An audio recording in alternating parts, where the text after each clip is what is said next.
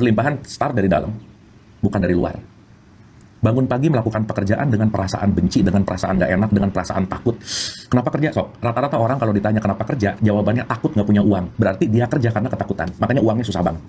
Dan sorry to say, untuk orang yang terlalu irit, terlalu nggak mau ngeluarin uang, nggak akan pernah banyak uangnya. Ini titipan sih. Kalau Anda sebagai suami, ketika Anda selalu mengakomodir apapun yang istri Anda inginkan, pasti uangnya makin akan banyak. Nggak apa-apa ya. Dah itu aja. Pokoknya kalau istri pengen apa, mending beliin. Dah, itu buat keselamatan Anda ya. Intinya, orang makin terlalu irit, nggak akan kaya aja. Dalam tanda petik nggak akan berkelimpahan gitu. Kenapa? Karena megang duitnya dengan ketakutan gitu. Gitu ya. Contoh teman-teman, ini mah bukti nyata ya, bukti nyata. Tahun lalu, akhir tahun, saya tuh melakukan kebodohan besar. Saat kita melepaskan sesuatu, akan datang sesuatu yang lebih besar gitu.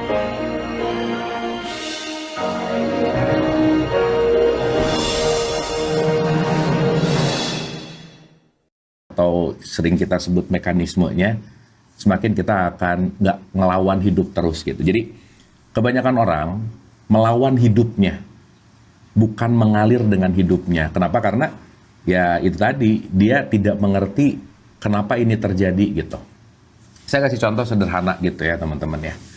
Saat saya bicara pada mic ini sebagai yang namanya transmitter. Ya, jadi mic ini adalah transmitter, dan di sini di setiap yang ada di gadgetnya disebut receiver. Jadi ada pemancar dan ada penerima gitu. Gitu ya. Jadi ada TX, ada RX. Ya, ini ngerti ya sampai sini ya. Ini udah lama nggak belajar, jangan-jangan nggak ngerti lagi nih. Jadi ada TX, ada RX, ada transmitter, ada receiver gitu. Nah, transmitter dan receiver itu terjadi dalam kehidupan kita sehari-hari. Kenapa? Karena kita akan mengerti ya teman-teman ya, bahwa apa yang terjadi pada kita itu tergantung dari gelombang apa yang kita keluarkan gitu. Gitu ya. Kita hidup dalam aliran atau kita hidup dalam medium energi namanya semesta raya ini. Kita juga adalah part dari energi. Jadi apapun yang kita alirkan keluar, apapun yang kita pancarkan keluar, itu akan kembali kepada diri kita gitu. Nah, saya kasih analogi dulu ya sebelum kita masuk ke hari ini. Kita akan bicara tentang konteks yang namanya adalah permainan amarah, ya, anger play gitu ya, dalam artian the role of anger gitu. Nah, jadi gini, saya ngegambarinnya pakai pendulum ya. Teman-teman tahu pendulum ya, yang gini tek tek tek tek. Nah, gini nih ya.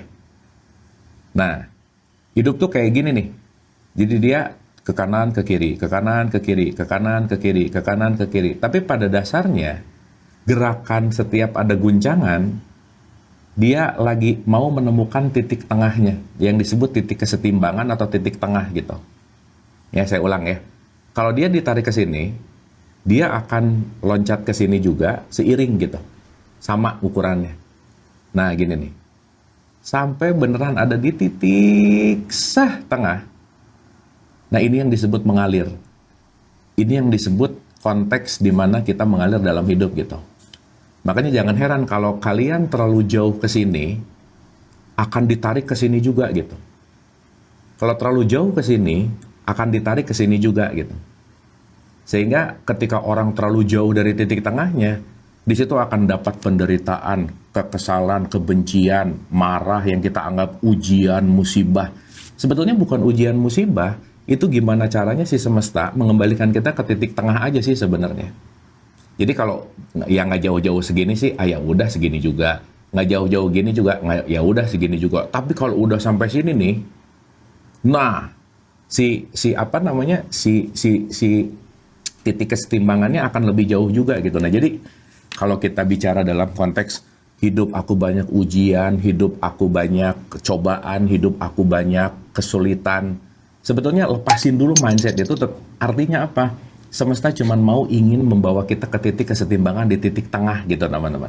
Jadi kalau kita bicara bahwa kita lagi kesal nih, nanti ke sini, wah terus aja. Nah, kalau kalian emang kerjaannya gini melulu sih, tuh goyang terus, jadi susah di tengah gitu kira-kira. Tapi nggak apa-apa juga sih. Banyak yang kayak kalian tuh, banyak lah, nggak apa-apa. Nah, makanya kenapa kita disuruh belajar untuk diem di titik tengah gitu. Dimana kita berfrekuensi terus begini. Terus aja gini. Nah, sekali lagi, saat kita mulai memiliki mindset bahwa hidup ini bukan ada ujian, bukan ada kesulitan, bukan ada musibah, tapi mindsetnya dirubah dulu bahwa sedang menemukan titik kesetimbangan. Ya, saat kita mulai sadar bahwa ini titik kesetimbangan, kenapa dari 10 rumah yang dicuri rumah aku? Kenapa dari 4 mobil yang dipacahin kacanya untuk dicuri adalah mobil aku gitu? Karena ya boleh jadi kita terlalu gini, harus ada gininya, supaya nanti tetap di titik tengah di sini gitu. Gitu ya. Makanya nanti titik tengah itu bukan memaksa dan bukan nggak ngapa-ngapain, tapi tengah-tengahnya namanya bersedia gitu. Bukan di masa depan dan bukan di masa lalu, tapi di saat ini gitu. Gitu ya, makanya right here, right now, tidak memaksa, tapi juga bukan nggak ngapa-ngapain. Ini kan kubu yang di luar nih. Jangan pengen banget, juga jangan nggak pengen. Artinya apa? Berserah di tengah-tengah gitu. Nah makanya titik tengah itu sangat perlu untuk kita sadari gitu ya. Itu openingnya dari situ gitu. Jadi untuk kita ngerti dulu bahwa ingat ya, semua yang datang ke kita itu output, teman-teman. Tergantung dari apa yang kita undang. Jadi kita tuh sebetulnya pengundang. Ya, kita tuh sebetulnya pengundang. Siapa yang datang ke kita itu yang diundang. Makanya keberlimpahan itu bukan datang dari luar, bukan. Tapi keberlimpahan itu datang dari dalam. Nah, mau nanti yang datangnya uang, mau nanti yang datangnya emas, mau nanti yang datangnya orang nyebelin, itu tergantung dari apa yang kita undang dari dalam gitu. Kenapa? Karena pertanyaan saya, kita ini pemancar atau yang dipancarkan yang mana? Transmitter atau receiver nih kita ini? Ayo coba dijawab dulu. Kan kalau transmitter tuh, nih mic ini memancarkan ke receiver, receiver dengerin ke kalian. Jadi kita tuh pemancar, receiver, transmitter atau receiver yang mana? Dua-duanya. Nah, yang jawab dua-duanya lumayan oke ya. Yang jawab salah satunya lumayan mending bobo lagi aja ya. Dua-duanya kita memancarkan dan kita juga dapat pancaran dari luar gitu. Makanya nanti selalu terkoneksi. Nah, makanya nanti ada frekuensi yang saling berresonansi gitu. Ya, karena kalau contoh ini nomor handphone, nggak terhubung, nggak bisa dia terhubung. Dia harus tahu nomornya, terhubung, dan dua-duanya saling memencet tombol terima. Ya, kan kalau ada di telepon, reject atau accept, betul nggak? Jadi kalau banyak mereject, ya nggak akan terhubung gitu. Makanya kenapa acceptance itu perlu banget. Kita belajar dari telepon aja. Nah, begitu accept, baru kita bisa terhubung. Jadi kata kuncinya adalah accept dulu, terima dulu, baru bisa terhubung gitu. Ya, paham ya teman-teman ya? Nah, sekarang yang jadi pertanyaan adalah, kadang yang dipancarkan adalah, dalam tanda petik ya, keburukan, sesuatu yang gak baik, tapi yang diharapkan adalah kebaikan gitu. Ya, misal pengen mendapatkan rezeki besar, tapi yang dipancarkannya adalah kerendahan-kerendahan atau ketidakpedean atau kesulitan-kesulitan gitu. Gak bisa, teman-teman, sorry ya. Semesta ini, si gelombang energi besar ini, dia nggak ngerti ucapanmu, dia nggak ngerti kata-katamu, yang dia mengerti adalah apa yang kamu resonansikan dari hatimu gitu. Jadi saat hati kita lagi banyak kekesalan, kebencian, kedengkian, amarah, rasa kekurangan, semanis apapun mulut kita mengucapkan kata-kata yang indah, semesta nggak ngerti gitu. Dia akan ngasih tahu, oh, ini orang mainnya di frekuensi rendah nih. Meskipun berdoanya panjang misalnya, meskipun kata-katanya manis, tapi sikap hatinya, dia meresonansikan sesuatu yang lower level namanya. Gitu ya, paham ya teman-teman ya. Nah, itulah kenapa perlu banget untuk menyadari bahwa apa yang kita lakukan itu tergantung konteks yang namanya perasaan.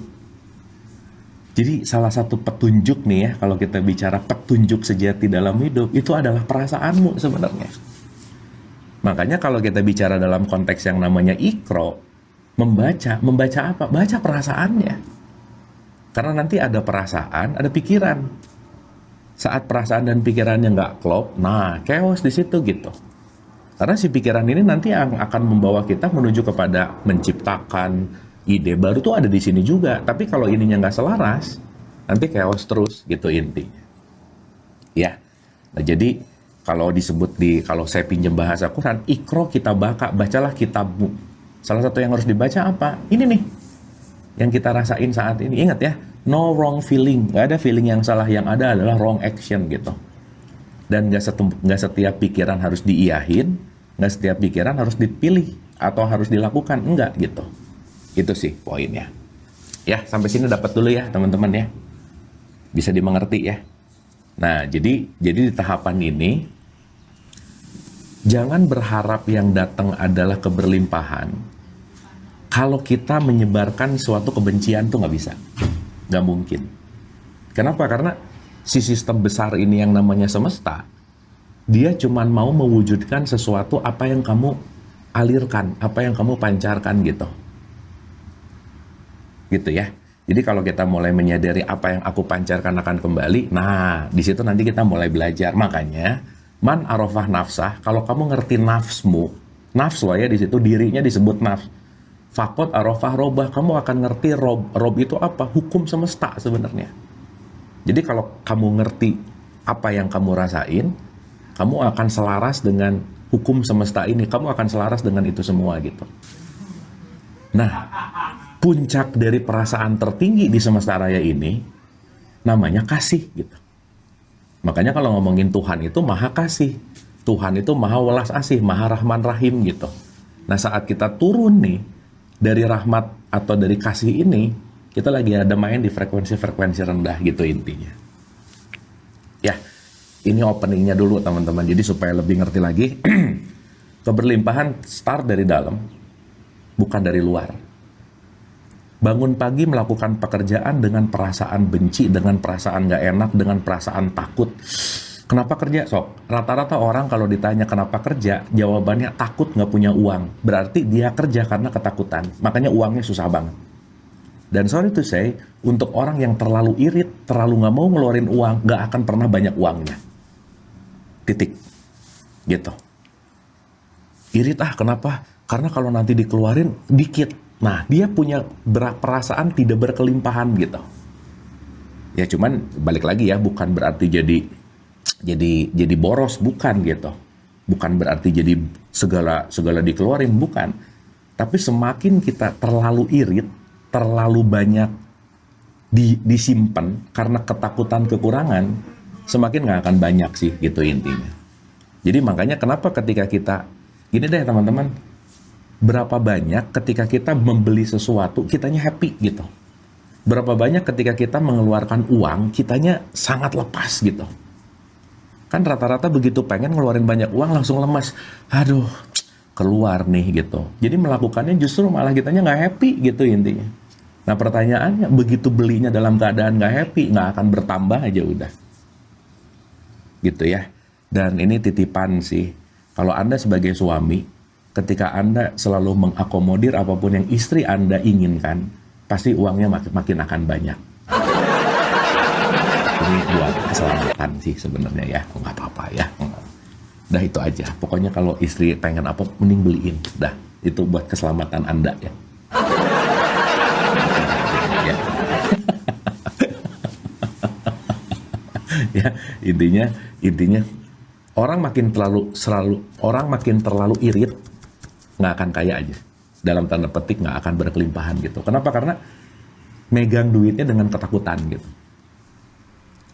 Gitu ya. Contoh teman-teman, ini mah bukti nyata ya, bukti nyata. Tahun lalu, akhir tahun, saya tuh melakukan kebodohan besar. Dan saya yakin kebodohan itu juga karena memang terjadi untuk belajar kan. Saya tuh ketipu tuh, lumayan gede, sekitar 120 juta something lah. Nah, begitu saya melakukan kebodohan, Ya jadi teman-teman ya, saya tiap hari ngomongin kesadaran apa dan lain-lain. Kalau lagi apes dan suai mah suai aja sih gitu ya. Jadi ya udah aja gitu. Jadi memang segala sesuatu memang ya udah gitu. Kalau udah jatuh temponya ya terjadi gitu. Nah, cuman yang saya ambil pelajaran dari situ teman-teman ya, itu saya juga amazed sendiri nih ya. Saya mau cerita aja nih ya, itu juga saya amazed sendiri. Jadi saat sadar bahwa saya ketipu gara-gara kepencet dan memencet, ya itu dengan orang-orang halo-halo ya gitulah, dengan ngasih pin apa bego aja, pokoknya kalau lagi bego mah bego aja lah gitu ya kira-kira. Jadi ya udah, nggak akan ada yang segala sesuatunya tuh smooth, tuh nggak akan ada. Dan singkat cerita, saya ngasih pin, ngasih kode apa, dikuras tuh. Cuman satu hal teman-teman yang pada saat itu saya belajar. Saat hilang hampir 100 sekian, di situ sekitar 5-10 menit terguncang, dan menit ke-15 tuh mulai tenang lagi gitu. Nah itu yang saya kaget sih. Dan kalau itu kejadiannya 5-10 tahun yang lalu, wah mungkin itu saya udah belangsak banget gitu ya, udah kalap banget dan udah nggak tahu harus ngapain gitu. Nah, di situ saya mulai sadar, oh iya ya, yang hilang itu nominal angka di rekening. Ini masih nafas, masih hidup, makanan masih ada, minuman masih ada, tempat tinggal masih ada, masih bisa melakukan kegiatan, tapi memang rada lemes ya. Kalau di rekening sedikit itu beda ya teman-teman ya. Ketika datang ke mall, rekeningnya gendut sama rekening tipis, itu cara jalannya aja udah beda ya. Kalau kira-kira rekeningnya lagi nggak oke, jalannya gini-gini aja, udah. Terus cepet-cepet biasanya gitu. Nah, gitu ya. Kalau rekeningnya rada tinggi itu kalau ngeliat tuh enak gitu. Oh, oke. Nah, gitu lah. Memang itu memengaruhi sih. Jadi cara jalan seseorang memang ditentukan dari seberapa besar nilai rekeningnya gitu ya. Misal. Dan kalau orang yang kira-kira rekeningnya sedikit, kalau ngambil ATM tuh, kalau ini ATM tuh nempel-nempel gini nih. Nit gitu. Kenapa? Karena kalau gini sedikit, orang belakang bisa ngelihat rekening kita jadi rada malu gitu. Jadi kalau kalian mau ngelihat tingkat rekening seseorang, lihat waktu dia ngambil ATM gitu kira-kira ya. Nah, itu informasi. Nah, singkat cerita, 10-15 menit abis ketipu tuh diem gitu. Oke. Dan gak nyalahin siapa-siapa gitu. Ya emang guanya bego aja. Tolol aja gitu. Oh ya udah. Nah dari situ udah tenang, baru nelpon Dona, baru nelpon teman, baru nelpon baru gitu. Jadi saya bikin tenang dulu.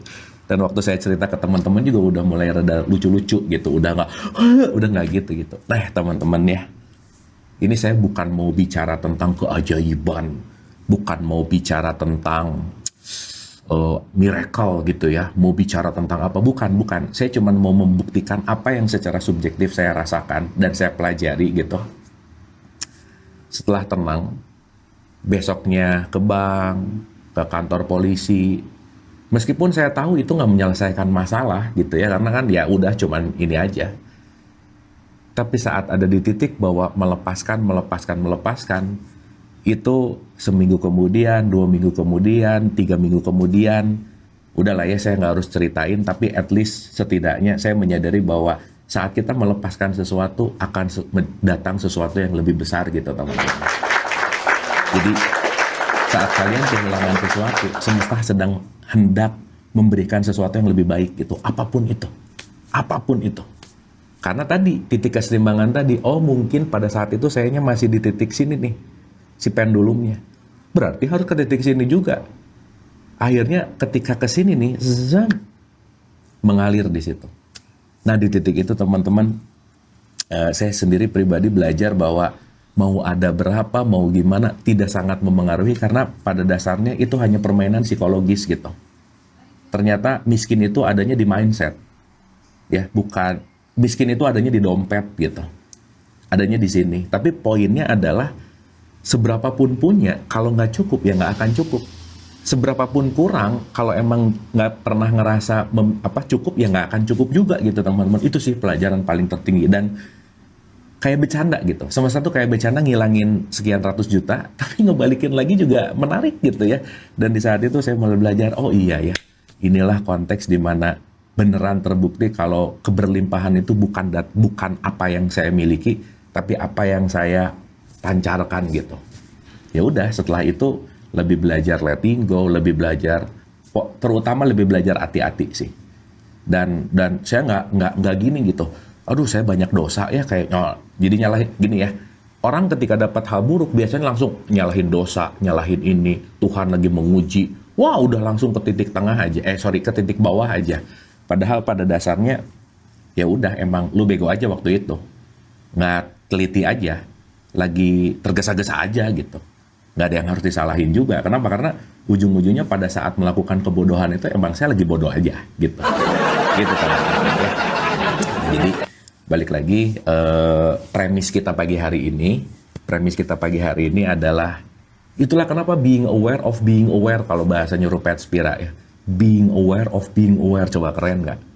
Tapi kayaknya pada nggak ngerti juga sih ya. Udahlah, kalau ke situ dulu ya. Itu terlalu dalam ya, nanti ini kita yang simpel-simpel aja dulu.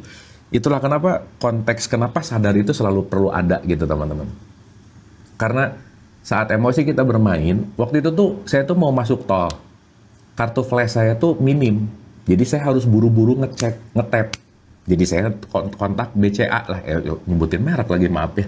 Nah, karena lagi hektik, lagi buru-buru, berarti kan saya lagi nggak aware gitu. Saat saya tidak aware, semua pikiran, semua apapun lah, mau nanti disebut terhipnosis lah, mau nanti disebut apa, bukan itu sih poinnya. Karena kamunya lagi nggak sadar aja sih sebenarnya gitu.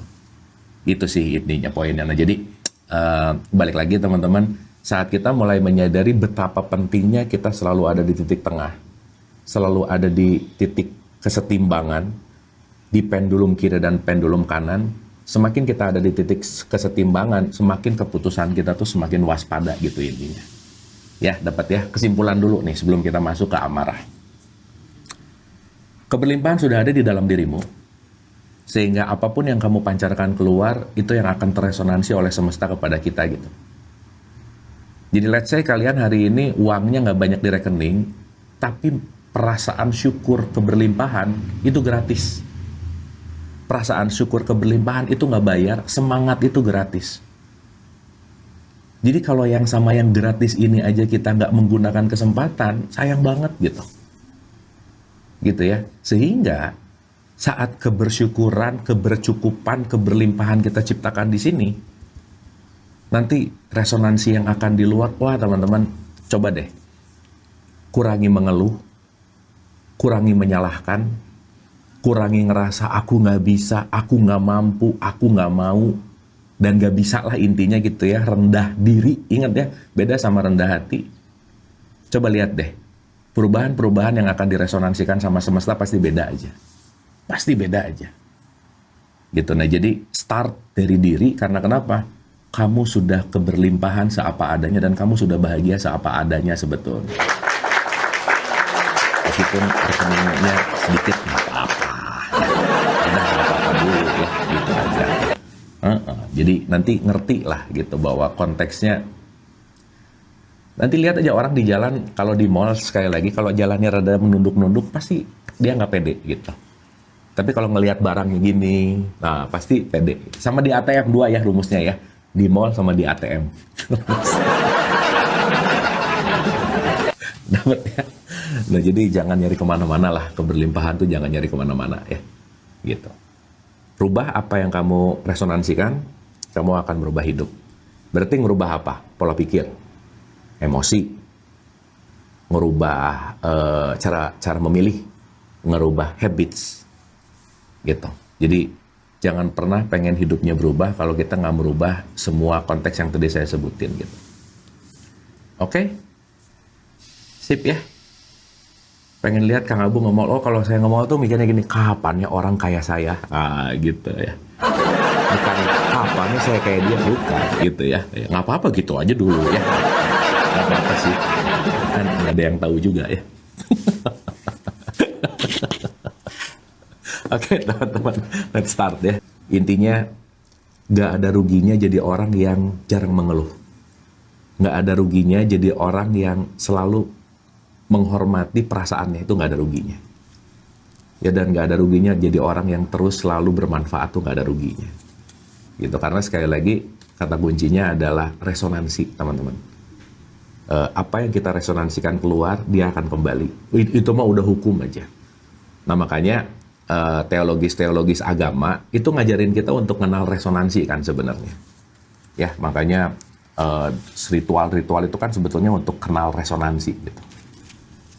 Sip ya, teman-teman ya. Oke, let's start. Sampai sini dapat ya? Bisa dimengerti ya? Jadi nanti kita akan dalemin lagi pelan-pelan, kita akan belajar masuk ke pemikiran-pemikiran Rupert Spira.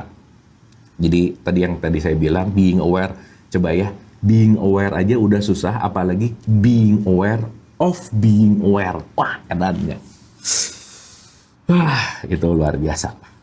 Tapi udah nggak usah dipikirin dulu ya, belum nyampe. Jangan aneh-aneh ya. Udah kita sadar takaran aja ya. Kalau wadahnya seliter, jangan pengen 100 liter, udah nggak apa-apa ya.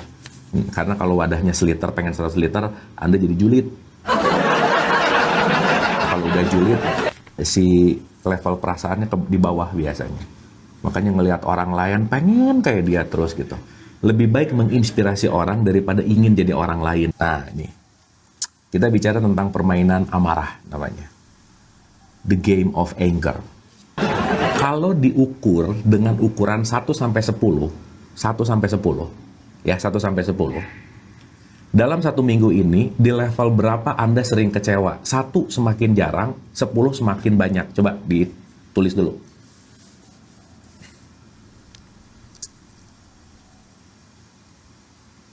3, coba ditulis dulu. 1 nih, mantap banget nih. Yang 1 berarti oke. 7, oke. 10, oke. Tar ini takut salah ngerti ya. Semakin kecil, semakin jarang, semakin tinggi, semakin sering gitu. Awas salah ngerti. Saya pernah nanya gini, nih orang kecewa 1, marah 1. Wah, kenapa Pak bisa 1 semua? Udah rilis? Bukan, itu tuh saya lagi marah banget. Dia kebalik gitu. Awas ya, jangan kebalik. Nah, yang lebih bahaya, yang jawabnya 50 lagi. Jelas-jelas 1 sampai 10. Wah, ini belum pada bangun nih si Gana.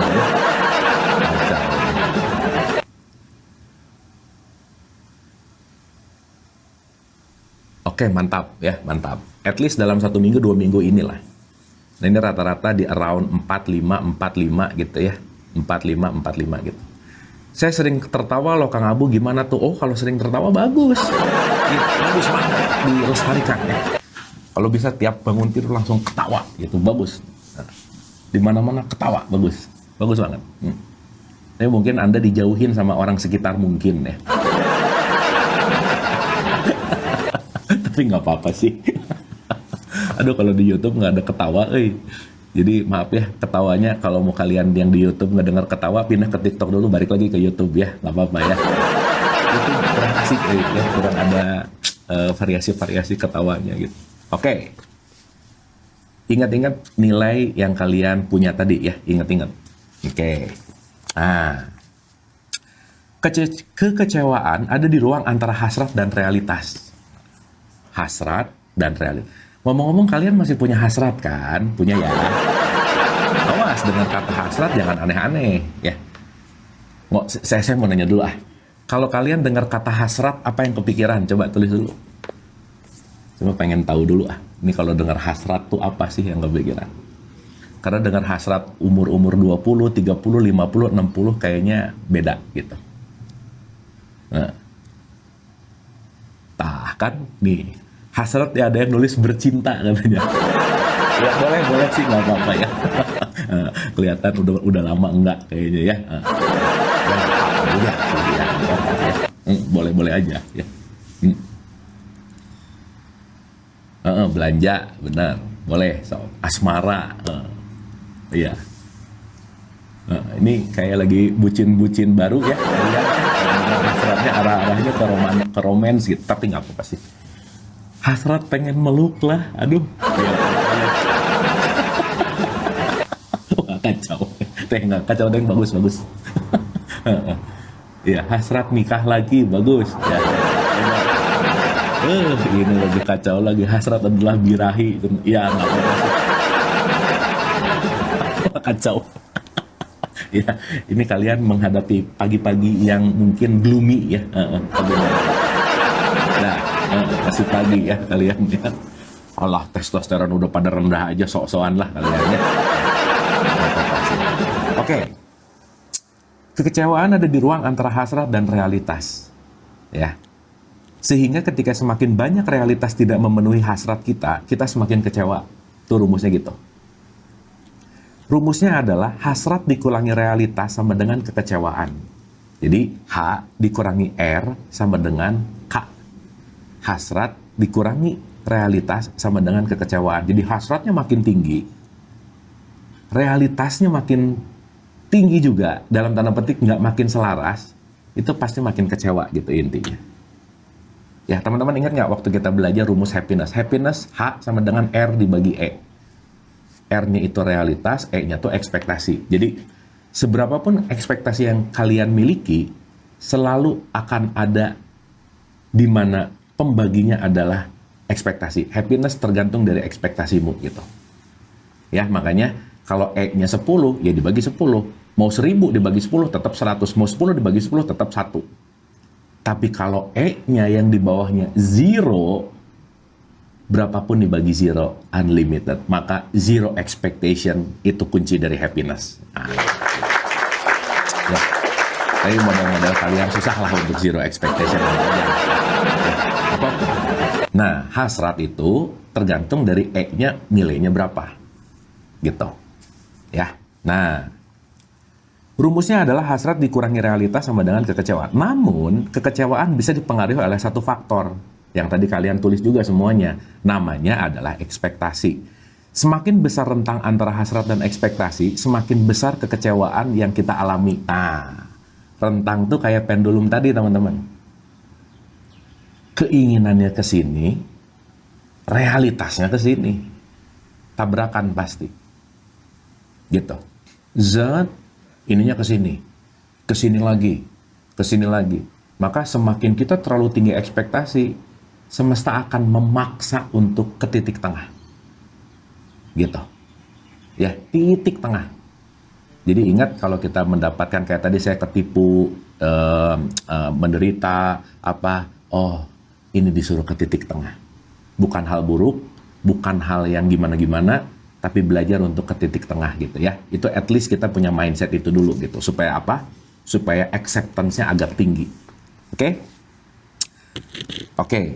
Semakin besar rentang antara hasrat dan ekspektasi, semakin besar kekecewaan yang kita alami. Karena itu, dalam setiap situasi apapun hasrat kita, semakin ekspektasi kita selaras, artinya kita hanya berharap sebanyak itu. Dengan realitas, semakin kecil kekecewaan yang kita alami. Jadi teman-teman, kalau kalian minggu ini lebih banyak kecewanya, berarti jarang di titik tengah, berarti banyak ngelawan realitas gitu. Ya, paham ya? Bisakah seseorang gembira saat mengetahui orang yang dia cintai mengalami patah rusuk yang menyebabkan paru-parunya tertusuk? Nah, bagus nih pertanyaannya. Kamu bisa happy nggak kalau orang yang kamu sayang sakit misalnya? Susah ya? Susah aja. Tapi pertanyaannya, kamu punya orang yang kamu sayang nggak? Nih pertanyaannya adalah, bisakah seseorang gembira saat mengetahui orang yang dia cintai mengalami patah rusuk yang menyebabkan paru-parunya tertusuk? Bisa. Jika beberapa menit sebelumnya dia mengetahui bahwa orang yang terluka itu sudah dipasangi alat penyangga kehidupan dan diharapkan bisa sembuh total. Apakah dia merasa marah? Tidak. Sebaliknya, dia akan dipenuhi rasa syukur dan gembira karena satu alasan, sekarang realitas melebihi ekspektasinya. Dan bisa kita simpulkan hasratnya. Jadi gini teman-teman. Tetap segala bentuk apapun, ya tetap dalam bentuk apapun, konteksnya adalah si ekspektasinya gitu. Jadi ingat baik-baik, saya ulang-ulang gak pernah bosan. Masalah dalam hidup itu cuma satu. Apa yang kamu inginkan nggak kejadian, titik. Apa yang jadi ekspektasi tidak kejadian, titik gitu. Ya, poinnya cuma ada itu aja. Dah. Menurut William Shakespeare, kalian tahu William Shakespeare nggak? Ada ya Shakespeare ya. Tuh, wah, tokoh monumental lah gitu. Tahu Romeo and Juliet, teman-teman? Ya gitulah, nanti di googling aja ya.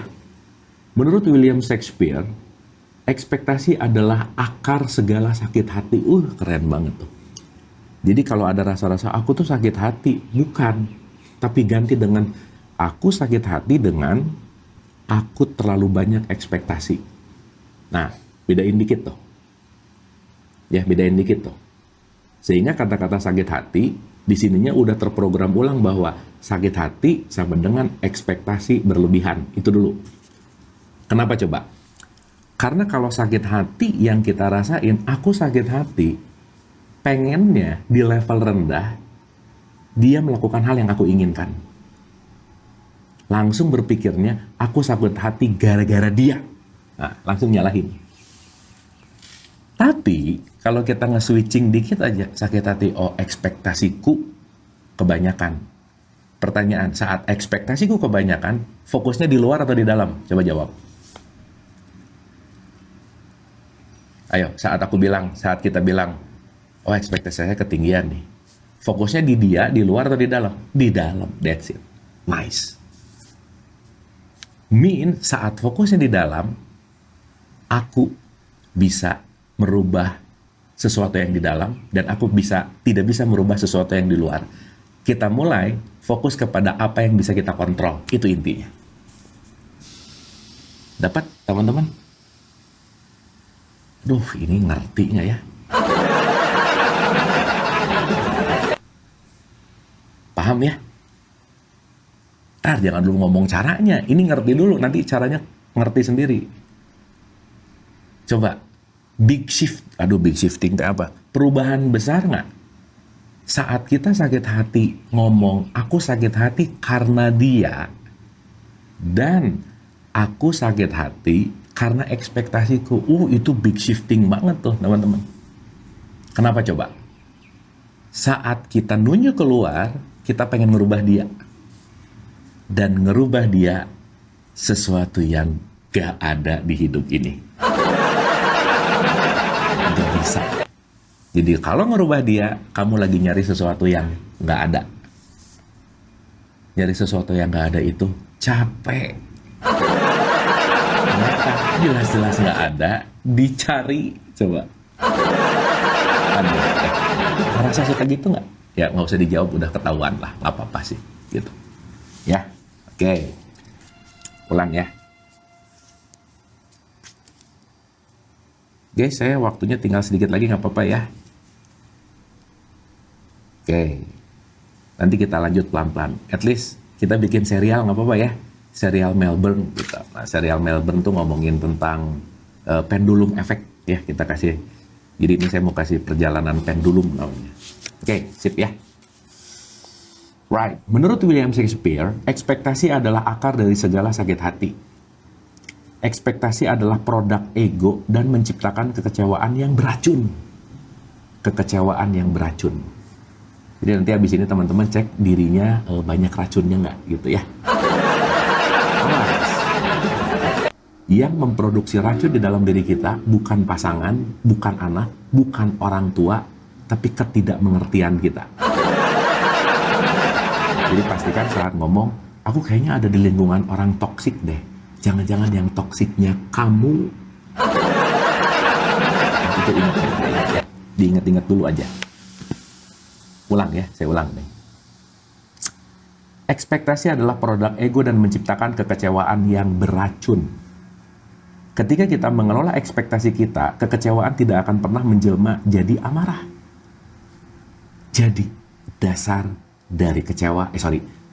dari amarah adalah kecewa. Semakin banyak kecewa, semakin naik amarahnya. Jadi kalau kalian amarahnya tinggi, berarti kalian banyak kecewanya. Berarti kalau kalian banyak kecewanya, berarti kalian banyak nyalahin orang, berarti kalian lagi nggak sadar. Ujungnya apa? Kurang pengetahuan. Ya. Kita akan menjelaskannya dengan membedakan hasrat dan ekspektasi. Ada hasrat yang tadi kalian jawab ngaco, ya. Ada ekspektasi. Jadi mana hasrat dan mana ekspektasi kita akan bedah. Mau tahu bedanya? Kita akan bahas di episode yang akan datang. Ngegantung nggak ya, nggak asik ya ngegantungnya ya. Nah, ini yang bikin sinetron laku tuh gantungan-gantungan kayak gini guys ya. Jadi nanti kita akan bahas apa sih bedanya antara hasrat dan yang namanya ekspektasi gitu. Ya, ya teman-teman, ini jam 1 Jumatan di sini ya. Jadi ini saya harus lari dulu ke belakang ya untuk kita dengerin ceramah khotbah dulu. Oke guys, hatur nuhun. Mengingat sekali lagi, semesta nggak peduli ucapanmu, semesta nggak peduli rengekan tangismu, semesta nggak peduli kamu mau memohon meminta segimana, tapi semesta akan mendengarkan sikap hatimu. Apakah kamu merasa berkelimpahan atau tidak? Semua tergantung di sini. Jangan salahkan semesta kalau ngasih sesuatu yang buruk terus, karena kenapa? Kamulah yang mengundang. Ingat, kamu adalah receiver dan transmitter sekaligus. Kamu adalah penerima dan pemancar. Ya. Pastikan yang dipancarkan sesuatu yang oke, karena yang akan diterima sesuatu yang oke juga. My life is my making. Nggak usah bergantung sama siapa-siapa, karena nggak bisa. Nggak usah mengharapkan siapa-siapa berubah, karena nggak bisa. Tapi kembalikanlah kepada bagaimana kita menjadi receiver dan transmitter yang sesuai dengan apa yang kamu inginkan. Tetap happy dan bahagia. See you, bye-bye, love you all, dadah semua teman-teman, terima kasih. She makes me mad.